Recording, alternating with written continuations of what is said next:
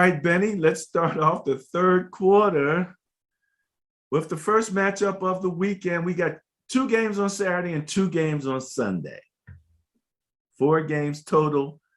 This is the early game. Let me see here. I got times. I put times down on. This is 4:30 on Saturday.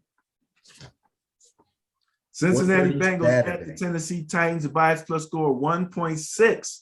1.6 favors the Bengals. Wow. Gets tougher and tougher, doesn't it? Let me run it down to you real quick. Cincinnati came in ranked 5th with an average net points of 5.1. Tennessee came in ranked 7th, average net points of 3.8. Cincinnati has an average turnover differential of plus 0.1. Tennessee is minus 0.2. So it's very close, especially when you factor in that turnover differential. And King Henry's supposed to be coming back. Uh-oh. It's good to be the king. He's going to be fresh. Is he going to be fully healthy? Is he going to be ready to rock and roll? What do you think? I think he will be, first of all. I think Cincinnati's probably the hot team in the AFC right now. Hotter than Kansas City. Almost as hot as the Bills. City? Hotter. Oh, yes. By far. Bengals are cooking on all cylinders. Kansas City's, to me, is still a little clunky. And when I say that, let's remember this team was just in the Super Bowl like 2 years in a row. They won one, they lost one. So clunky for them is not necessarily a terrible thing, but it's bad for them. Cincinnati can't seem to do anything wrong right now. This is going to be a tough matchup for them having to go into Tennessee. If this game was in Cincinnati and them being favored, even though it's only 1.6 in the bias plus, I would probably go with the Bengals. But I think that Tennessee is locked and loaded. I think they have their whole offensive line back. I know Taylor Lewan is back.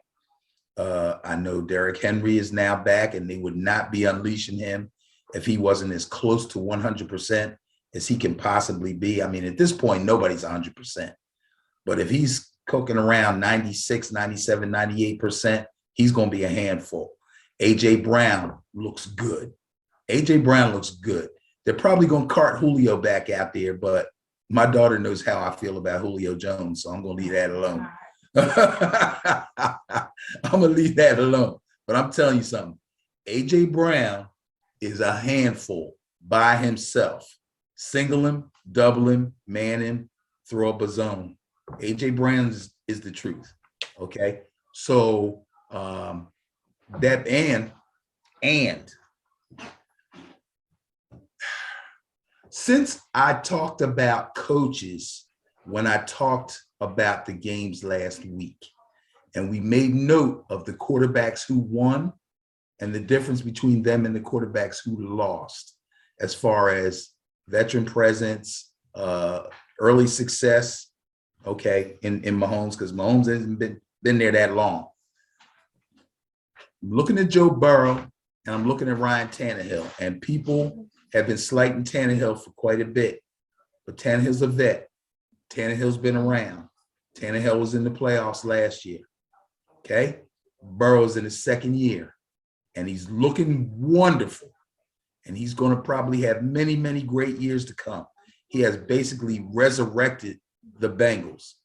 But when I look at the coaches, I look at Mike Vrabel, and I look at, I forgot his first name, Zach Taylor, okay? I see an advantage for the Titans. I see and feel an advantage for the Titans. I love the Cincinnati Bengals. I want to pick them. I actually think it'd be even more interesting down the line if the Bengals win this game. But I have to go with the Tennessee Titans. I'm going to go against the bias, and I'm going to pick the Tennessee Titans. I kind of look at this a little bit like in the boxing fight game, you have boxers and you have fighters, and those differences. And Styles make fights. That's what they always say. yeah, Right. so I kind of understand what you're talking about, and it's, again, especially if Henry comes up. The thing about Joe Burrow, though, is this is what, his third year. Second year. This is his second year. Okay, so he seems to be pretty mature for a second year guy. I would agree. In terms of when they talked about, how's all this feel, he's like, this is how it's supposed to be. So I can't get real up and down about this right here because we ain't did it yet. He had that kind of attitude, So it's going to be interesting to see how far he can go.